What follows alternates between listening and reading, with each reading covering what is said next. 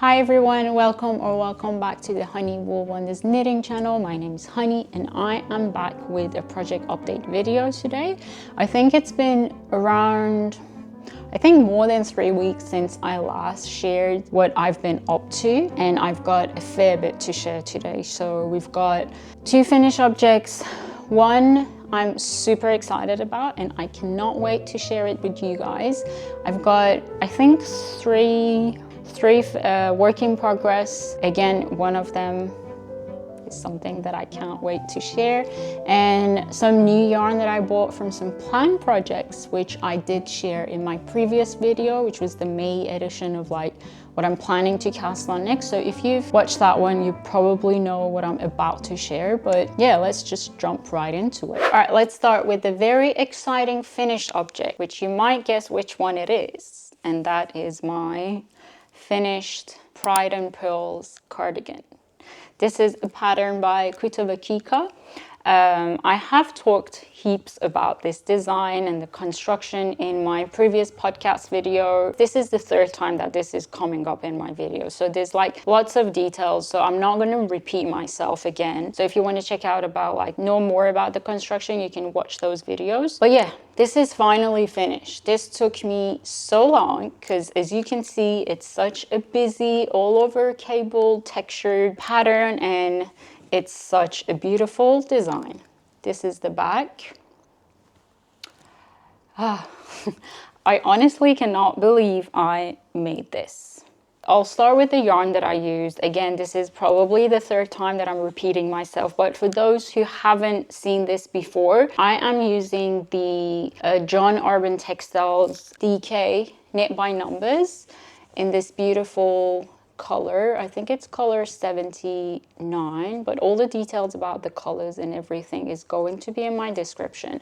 But I did hold this with the Isager Alpaca one, so 1 strand of that, and then this one that gave me around, I don't know, like the pattern calls for a DK weight, but I thought this was more like on a lighter DK weight version, so I held it with the Alpaca one and it created this beautiful, amazing fabric. And the color is so beautiful. This is a gift for my sister, so it's a birthday gift that I'm going to give her very soon, and I cannot wait. I think she's going to love this. She's seen it already, so I've shown her the whole process, everything. It's not going to be a surprise because she actually chose this pattern herself.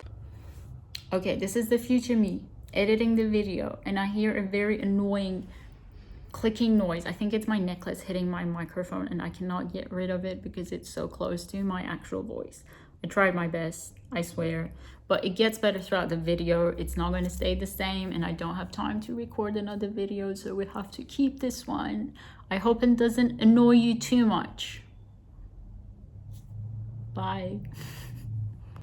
This one actually transformed super crazy after I blocked it, so I'm going to put up like some shots of like me wearing it before I blocked it, and then I'm going to wear it as well so you can see how it like looks on my body. We're very similar like size wise. She might be like a tad smaller than me, but I know it'll fit. So I knitted mine in the 2nd size, so that gave me around 22 centimeters of positive ease, and I actually blocked it for the first time. I don't usually block my garments like after I block them. I don't like sorry, I don't usually like block it to measurement. I just lay it out flat and just make sure it looks nice, and I'm okay with that. I'm not too fussed about like hitting exact measurements, but for this one I just wanted to make sure the fit is as the pattern suggested, so I did that and I love the final fit. I was afraid that it's going to be a bit too small because before blocking it was very like cinched in, but it turned out beautiful. I love the drape of this fabric. So the pattern was amazingly well written. Like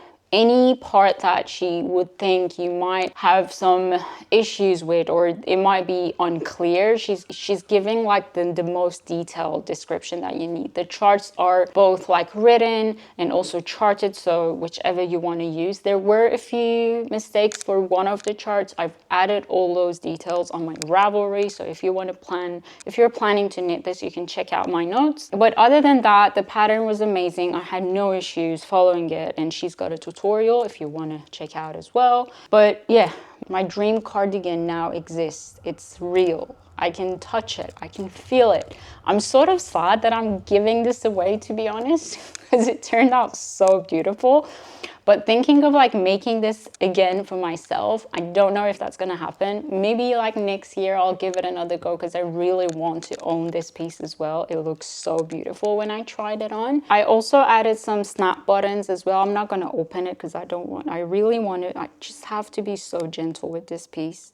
I put my whole soul and heart in this cardigan, so I'm treating it very, very gentle. So yeah, I did add those snap buttons as well. I think I added 6. It wasn't too fun to add those, but I just managed to do it. And yeah, I don't really have anything else to say about this, because I feel like you guys might be sick of seeing this in like many episodes already, but I really wanted you to see the final result. I'll see if I can take like a few photos of her wearing it once I give it to her, which is going to be very soon. But yeah, Pride and Pearls cardigan by Kutavakika. Absolutely beautiful. It's such an engaging pattern. It took me so much, you know, like brain capacity to just concentrate and focus on the pattern. But after a certain point, you just get the, you know, like hang of it, and then you don't really need to look closely. The sleeves are very beautiful. It's sort of this broken rib, and it blocked out so amazing. I love that shoulder slope, that it's just like a thick seam. So pretty. Okay, enough of this one. This was the last time you guys saw this pattern. I'm gonna miss it. So I don't know about you guys if you're gonna miss it or not, but I'm absolutely sad that I'm giving this away, and happy at the same time. I know she's gonna love it when she has it. So all right, so my next finished object is what I'm wearing. This is the Braidy loop sweater by Other Loops. This was a very quick knit. I think I finished this in like 2 weeks. This is such a fresh off the needle piece. So this got blocked, I think, like less than a week ago, and I've been wearing it a few times since then. It's a very soft and cozy yarn. Like the fabric is very soft. I actually used the West Yorkshire spinners in BFL fleece. It's a DK wet yarn in this beautiful green color. The color is called Fellside. This is 100% British wool and 225 meters in 100 gram. I bought, I think, 6 skeins of this, and I've got 1 left. And look at this drape, like, look, honestly, that's how drapey this yarn is. And I had, I think, half of a skein left. So I only used 4.5 skeins. So I've got a bit left over, which I don't usually like when that happens, but it's all right. I knitted mine in the first size, and that is already like very loose. So I know there's like a thing with Other Loops patterns. They're usually very oversized, which I love. Like, I'm a huge fan of like oversized sweaters. So for this one, I was actually hoping, like I was I was more like keen to get the positive ease for the second size. So in the samples, she actually gives you 2 photos, one with the first size and given positive ease, and then the other one is like another positive ease, and I like that one better. And I was like, but for that size, I needed 1 extra skein. I'm actually happy that I ended up with the first size, because this one's already good enough, but this one has a very deep yoke. Like, this is my armpit, and that's where the sleeves are separated. So it's a very deep yoke. Just keep in mind if you plan to knit this. So a bit about the construction. This was a saddle shoulder sweater. The first time I tried this construction, it was very interesting, and I had no idea what I was doing in the beginning. So the pattern was like, it gives you a schematic of like the shoulder construction. That was really helpful, because honestly, without that, I think I would be so confused. But it gives you like instructions of like what you're doing in each step, which was, I found that very helpful. So basically what you do, if you haven't done a saddle shoulder before, you start with 1 shoulder, and then this one starts with the provisional cast on, and then you put 1 shoulder aside, and then you start the second shoulder, and then you join them together, and then you start knitting basically flat until you reach to the neckband. You join, and then you've got like a piece that you knit in the round. It's a very small piece, and then you start adding increases for the armhole and the body as well, and that just adds to the fabric as you go along, and then at a certain point you start separating the sleeve and the body. But while I was knitting this, I did have a feeling that this is sort of like a very deep yoke, but since it was my first time, I wasn't confident enough to do any modifications to the pattern. So I was like, I'm just gonna follow what the instructions are telling me, and then I'll see what happens. And then the rest is very like, the body's like this very beautiful thick sort of like rib. I think it's like 7x2 something. And I also use like combination knitting. I'm gonna show like closer shots of like how the ribbing actually looks, because when you do ribbing, sometimes you get some like wonky knit after the first purl. Probably know what I mean. So this combination knitting is actually helping with that. I think it makes the purl stitches look a bit tighter. So what you do basically, on the right side you purl clockwise, and then on the wrong side you knit clockwise. So it's usually like the opposite of what you usually do, and you end up with twisted stitches. So you gotta purl or knit from the back loop. There's like heaps of videos out there, but I'm gonna maybe put one of them that I did use for mine. But yeah, it actually really helps. And since then I'm doing all my ribbing in this technique, and it creates a very cleaner ribbing. I think so, at least. I'm happy with it. And then this one has a very beautiful like cable which goes all along the back, the sleeves. And then the sleeve decreases are also very interesting, because I probably need to do like a B-roll because I can't show it here. But I don't know if you can see. You see how this is like sort of like decreasing in this way, and this is also happening on the other side, and also at the underarm here as well. So it wasn't a very like, you know how you decrease sleeves as in like in a usual way. This one had a bit of like a tweak to it, because it had to fit into the pattern as well, which I thought it was a very smart way of like doing the decreases. And yeah, the ribbing at the end is a very like short ribbing. I think it's like 3 rows. I even added to it. I think mine is like 6 rows. I do enjoy and like the look of like a very long ribbing on my sweaters. But in this one, I thought it's sort of like a cool look, that it's a bit of like a contrast. Like you've got a very oversized and like chunky sweater, and then a very small ribbing. I don't know. I thought it was a nice design element that I did want to give it a go. And I think it looks pretty. The yarn is amazing. Like amazing. I think I found a very new favorite of mine. I'm glad I gave it a go. I love the feel. It's like itchiness for me, which I do have a sort of like a high tolerance, is like 0. And this one had a very awkward looking before I blocked it. Like to a point that I was like, I'm going to frog this sweater and just reuse the yarn. Though I was like 100% sure that I'm going to do that. And I was happy to, because I love the yarn, and I was just like, maybe saddle shoulder isn't for me, but blocking made a huge difference. Like the shoulders were like sitting very funky. I don't know. I didn't like how it looked. I'm still not 100% sure if this saddle shoulder is a favorite construction of mine, or if it suits my sort of like shoulder shape. I'm wearing it a few times now. I'm gonna keep wearing it and see how I feel about it, but I'm glad I gave it a go. At least now I know what a saddle shoulder construction means and how it might look on me. I use the same needle size. So I use 4mm needle for this pattern, and it's the suggested needle size, and I did meat gauge. This is a 22 stitch gauge, so it's not too tight. Yeah, I like the gauge. I like the fabric. It's very lightweight and like drapey. I love how it looked. I did mention that there were a few comments on Ravelry for this project about like some issues that people had with the pattern, and so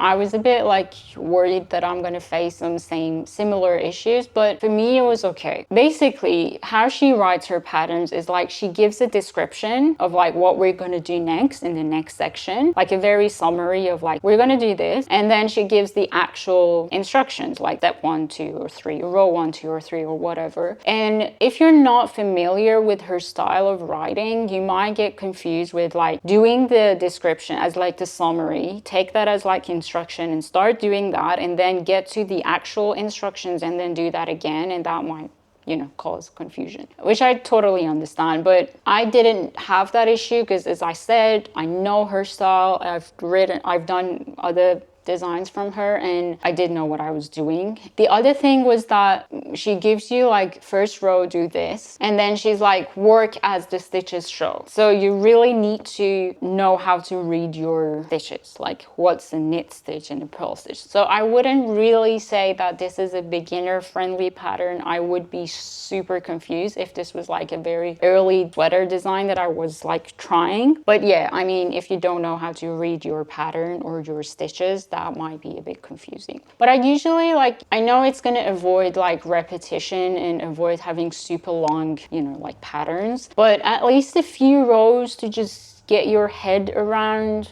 what's going on would be nice. Like first row is like do this, and then second row work as the stitches show. That can be confusing. But again, I honestly had no issues with the pattern. I was just so fine. And there's just like the style that she has. Her patterns are very minimal, and I know a lot of people actually do like that better than more detailed instructions. Like Kutavakika's patterns are very different. Like she literally gives you everything you need, which again is another style of writing, and I do appreciate that as well for a beginner knitter. Do I even count as a beginner knitter now? I don't think so. I think it's been around 9 months for me that I've started knitting, but I wouldn't be able to knit other loops patterns if it was my first or second sweater. Okay, so that was all our finished objects. So happy with them. It makes sense to just have 2 of them. But now let's get to the whips. The first one that I want to share is something that you saw in my previous video, but I only had a very tiny bit going, but now it's sort of like a huge one, and that is my cloud sweater by Petiteknit. This is super huge. This is the second size that I'm knitting, and should only give me 28 centimeters. This is a very, again, known pattern by Petiteknit. I think a lot of people have knitted this, and I sort of like now understand why it's so famous and popular. The knitting process is just pure joy. Like there's nothing that you wouldn't want to do. There's no ribbing for the neck. The neckline is just stuck in it. There's no Italian bind off. You just like bind off like the standard way, and that's how you get that cute rolled neckband, which is very nice. I love it. And then for the bottom as well, that's where I'm at. Now I'm at the very ribbing at the end, and it's just 3 rows of ribbing. That's it. And again, you do a standard cast off. So it's like, you love it. Like this was a knit that I just grabbed whenever I didn't really feel like I want to use any of my brain cells to focus on anything. I grabbed this one, and I was planning to just leave this aside for a bit of like a later time because I'm not going to wear this. This is such a warm and like chunky sweater, but since it was such an easy, just, you know, like mindless knit, so it's sort of like almost finished. I only have the sleeves to go, and I know that's going to go pretty quick because it's a huge gauge. I'm using 4.5mm needle. It's the suggested needle size, and the yarn that I'm using is again the suggested yarn. One of the suggested yarns is it's the Isager Soft, held with the Isager Soft Silk Mohair. The soft is in the shade 10, and this one is shade 11. It's this beautiful icy blue, sort of like mold as well, because they don't match exactly, and that was intended. I did want to give it a bit of like a depth in the color with that sort of like mold effect. This is such a soft yarn. The fact that I actually chose this pattern was to give this yarn another go, because I do have a sweater with this yarn and I love it. I've worn it so many times. I did want to have a similar sort of like sweater, and I know I'm going to wear this a lot. I did cast off a bit tight for the neck, and I had to redo it because I couldn't get it over my head, and the roll wasn't very like naturally sitting. So just keep that in mind if you're knitting this. Just make sure you cast off pretty loosely. So yeah, there's not, as I said, not much left. Got the body to go. I'm gonna finish that today and then pick up the sleeves and be done with this. It's so beautiful. And yeah, it also has like short rows both for the back and also the shoulders. So it's a pretty like very standard drop shoulder construction by Petiteknit, which usually includes short rows for a better fit. And yeah, that's it. Okay, my second work in progress is the Agnes Cardigan by Sandnes Garn. I don't know if you can really tell, this is stockinette, so it's rolling like crazy, but it is a V-neck cardigan. So these are all my increases. And then drop shoulder, it has a very beautiful like thick seam for the shoulders. And then it does have short rows at the back. And what else? The rest is honestly just very basic construction. I'm knitting in the round, not in the round, I'm knitting on the body now. I'm actually like at the ribbing. It's a twisted rib, 8 centimeters. I think I only have like 2 or 3, so there's a fair bit to go there still. And then I'm going to do the bottom band, which is a double knitted bottom band, and then the sleeves. The yarn that I use for this is the Sandnes Garn Tynn Peer Gynt, held with the Sandnes Garn Silk Mohair, both in the color dark chocolate. This is the first time I'm trying this yarn and I love it. The fabric is such a beautiful, beautiful fabric. It's between like, it's woolly enough for me to like, because I love woolly yarn, and it's not scratchy. Some people might find this a bit scratchy, but I don't have any issues with this fabric. I know I'm gonna love it. That's the final fabric, how it looks. It's a little bit see-through. So this is knit up on a 4mm needle, and I did meat gauge, so I think that's intended. I love how drapey this fabric is. It's very lightweight as well. I love the color. So this is the pattern. As you know, they come like when you purchase a Sandnes Garn pattern, you do need to buy yarn as well to be able to buy this. I did buy this from an online store, and luckily they had the same yarn that I was planning to make this from. But yeah, the pattern is very minimal written, like no extra instructions. It just gives you what you need and that's it. So again, I don't feel like this is a beginner friendly pattern, but since the pattern is just like a very, very standard V-neck drop shoulder cardigan, and if you've knitted at least one before, you do know what you're doing. So you basically more need like the stitch count and where you need to make increases, decreases, things like that. You can still get that from the pattern, of course, but it's not too detailed. And then you can actually have access to the digital pattern as well. This is something that I just found out like an hour ago, because all the time I was freaking out, what if I lose this? And I was like, I'm too lazy to take photos of like each page.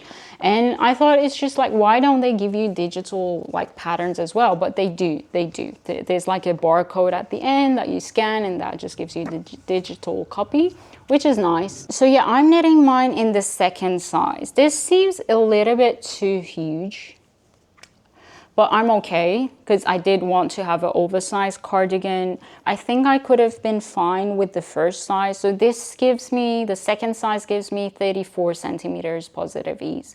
The first size would have given me 26 centimeters. So I think that would still be fine. I don't know.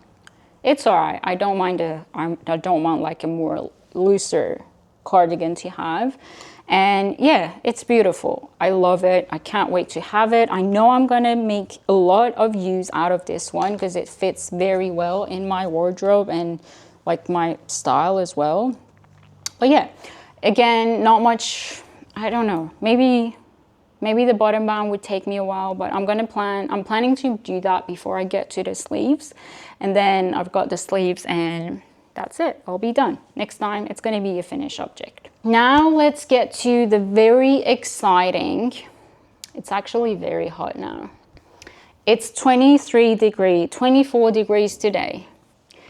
Are we ever gonna get the cold weather here in Melbourne? We don't know, but I'm still going to ignore that fact and keep wearing my knits, even though I'm sweating in them.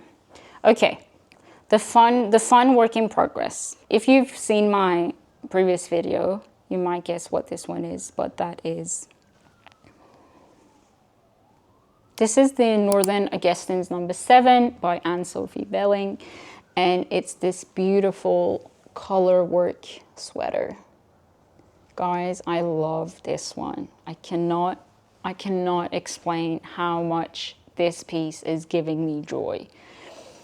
Okay, so I was super hesitant to start this pattern because it's an all over color work sweater. I've never done any proper color work before, and I was so afraid. I did have this on my dream list on my 2025 knitting vision board. So it was something that I was like, I did have in mind for quite a while.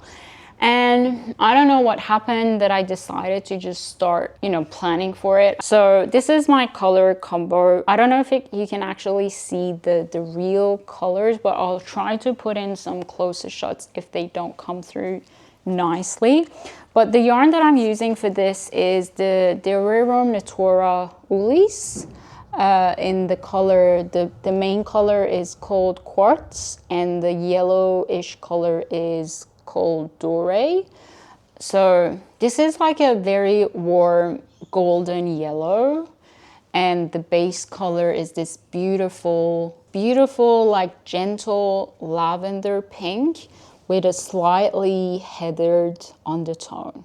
So these yarns, I actually looked them up. They're dyed on like an undyed yarn, which is not white. That's why you do see sort of like a slight headed look to it.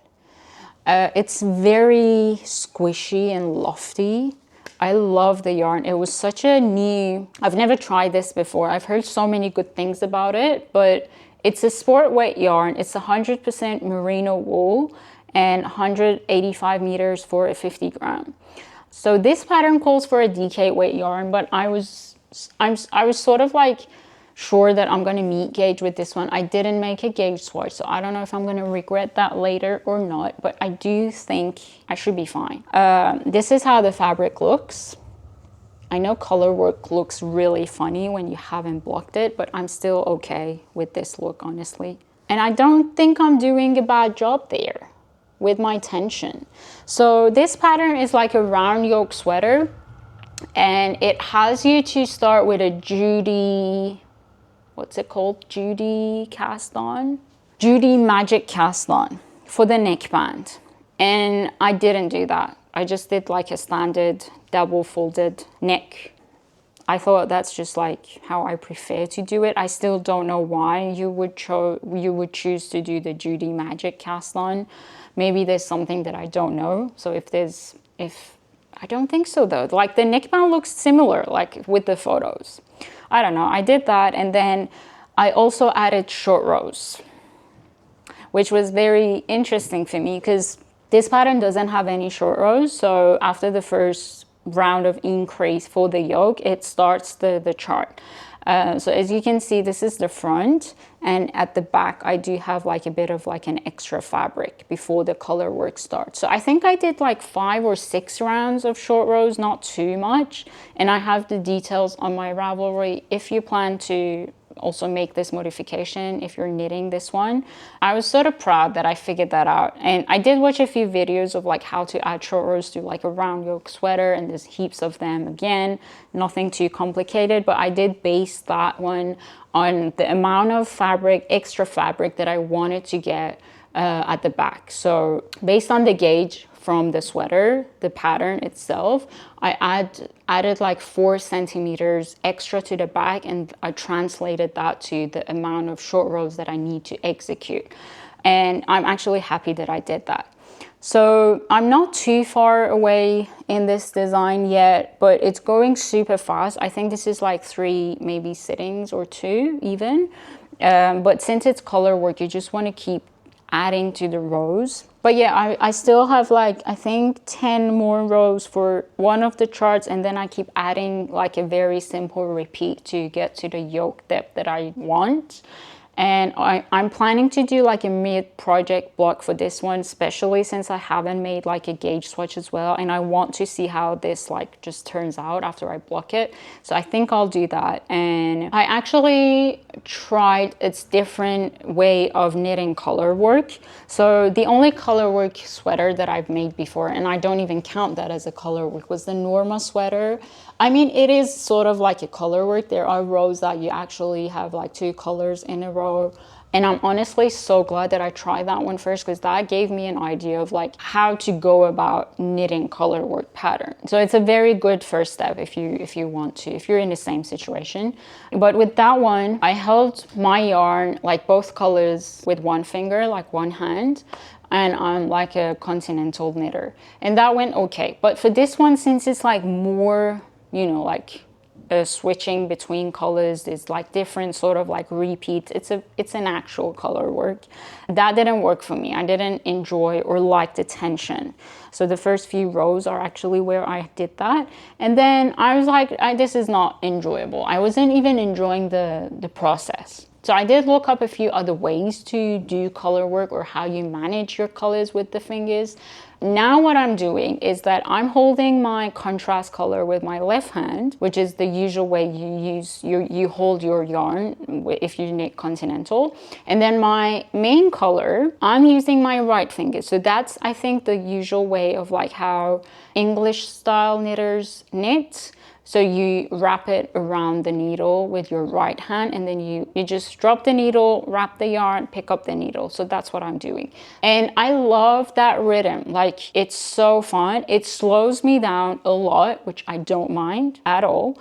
I'm just happier with the tension and how the colors like sit together. I think I finally found my way of color work. Let's have a look at my floats. That's how the inside looks.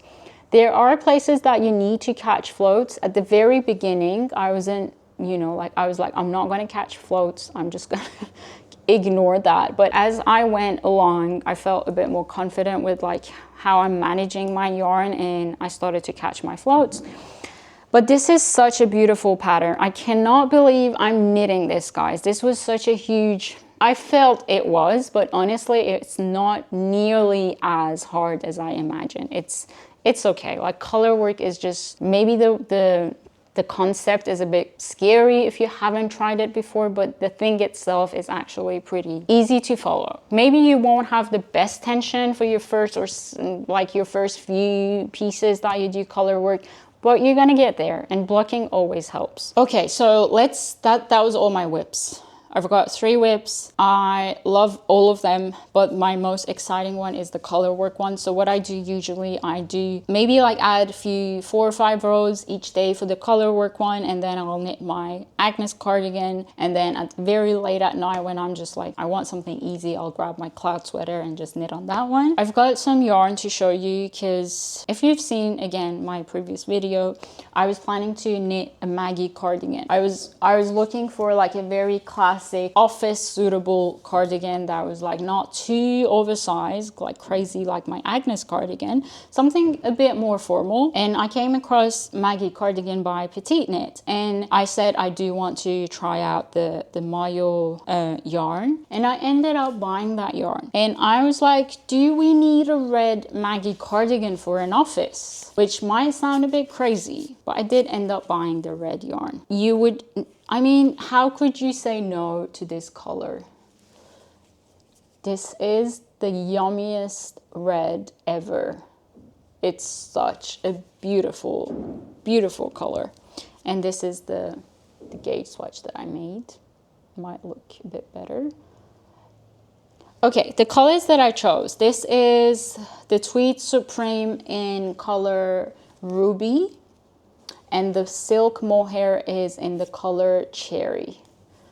So I think that's the closest match. They didn't have the exact mohair yarn for like in the same color shade, but I think they're pretty similar. And I did see a photo of them as well on their page that they were pairing these two together. So I think that's the matching mohair, but just a different name. This is a very interesting yarn, 100% merino wool. And it's 350 meters for What am I reading even? Oh, here. 350 meters for 50 grams. So it's a lot of like, it's a very generous amount of yarn in just one ball. Yeah, 100% superfine merino wool. And the strand is like very loosely plied. I think I've got a photo of it. It's like, I think it's a 2-ply, but it's very loosely plied. It's a very textured yarn, I would say. It's not as smooth as like knitting for olive merino. And I think I like this one even better because you do at the same time get the softness of merino, but as well, like they still have that wooliness in the yarn. I hope you guys could actually feel it, but it's a very interesting yarn. And there's like very subtle like color specks in it. It's like I can see orange in there and that's it maybe. Yeah, it's not too busy as in like a tweed yarn. And like you can't even see that much of the tweediness in the swatch as well. So I do like that actually because I don't really enjoy very busy tweedy yarn. I cannot wait to cast this on. I was like itching very bad to start the Maggie cardigan this week, but I'm going away this weekend and I'm going to be off for 2 weeks, which means there's going to be lots of knitting happening and I want to save this for my trip. So I want to take this with me and start on this one during my trip. So if I'll get to finish at least one of my whips before I go on leave, that would be good. And then I'll cast this on. I want to start knitting on a red piece during my time off because I think that just adds to the fun. This color is so good. So yeah, red Maggie cardigan is coming. And thanks to all of you that actually encouraged me to start the red one. Because I was like, is that crazy to have a red cardigan for an office? But I'm going to do it. Okay, the next one, a very quick show. You guys have seen these yarns before in my podcast videos because they're both like leftovers. I did have to buy additional ones. But the yarn is the Isager Merlin and the Isager Alpaca 2. And I'm planning to hold these two together to knit the hollow sweater by Kadri, the V-neck version. Again, this was an idea that came out of my previous video and I did have some leftovers in these two yarns and I went in and bought some additional ones to knit that beautiful V-neck sweater. I don't have a V-neck sweater. I really want to have one and just another office staple that I know I'm going to use. I did actually make a gauge swatch here. I don't know if you can see, but the first part is the same two yarn held with the mohair and the bottom one is without the mohair. There's not much of a difference, honestly, but I just wanted to see how it'll look with a mohair, and I like the bottom one more, like with the without the mohair version. The Harlow sweater uses a 4.5mm needle, so that will give me a bit of a tighter fabric, which I do like more. So I know I'm gonna meet gauge. I'm gonna make a gauge swatch with 4.5 as well, but I'm pretty sure I should be fine. But I love this color combination. It looks so pretty.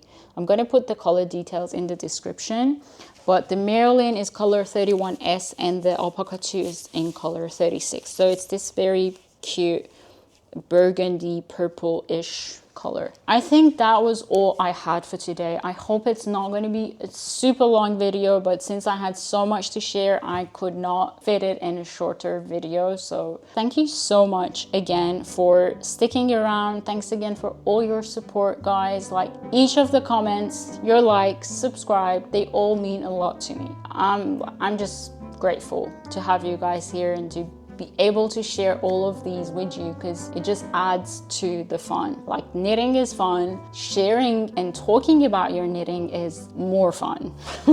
So thanks for listening, thanks for hanging out. I'm going to be away for 2 weeks and I don't know how I'll go about like my next video and when that will be, but I'm sure I'm gonna have a lot to share. Again, if you liked the video, as always, feel free to give it a thumbs up. Also subscribe if you haven't already, and if you don't want to miss out on my future videos. I hope you're having a wonderful day or night wherever you are. Happy knitting, and I'll catch you on in my next one. Bye.